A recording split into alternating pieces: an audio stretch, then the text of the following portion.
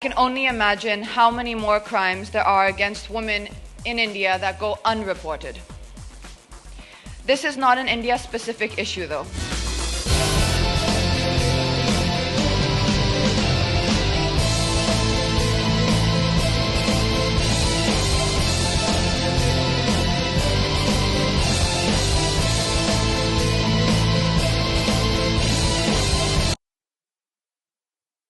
We as a world will strive to achieve by 2030.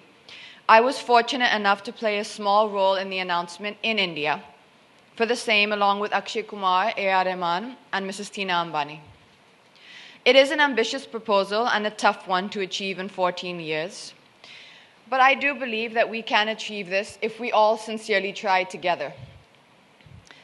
I'm sure many of you are aware that India had a woman as her head of state way before the United Kingdom, a feature the United States of America has not managed to achieve as of yet. Which is why it is surprising to hear about gender inequality here in India, and yet sadly we do. On a daily basis, there are shocking stories in the media about violent crimes committed against women. Yet, I can only imagine how many more crimes there are against women in India that go unreported. This is not an India-specific issue, though. In the UN Secretary General's 2006 report on an in-depth study on all forms of violence against women, it was noted that there is no region of the world, no country, no culture in which women's freedom from violence has been secured. Here is another fact. In India, according to data provided by the National Crime Records Bureau, in the year 2001, the reported crimes against women were 1,43,795.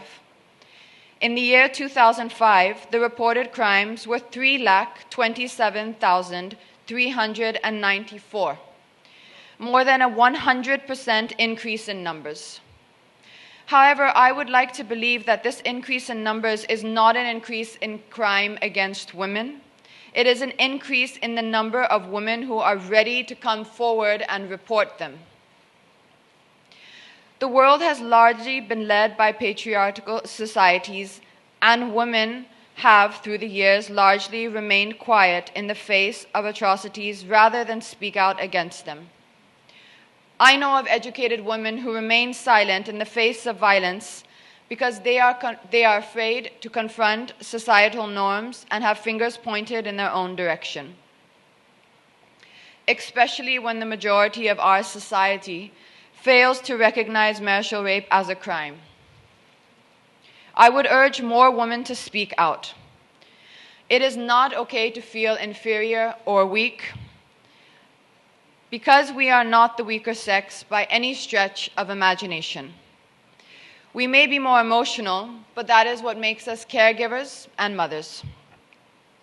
If you ask each person sitting here today who is the strongest person that they know in their lives, I think the unanimous answer would most likely be that it is their mother, as it is in my case. My mother is by far the most amazing woman I have ever known. And as I stand here on this platform, if I do not act and merely speak, I would be doing my mother and every woman in the world a huge disservice.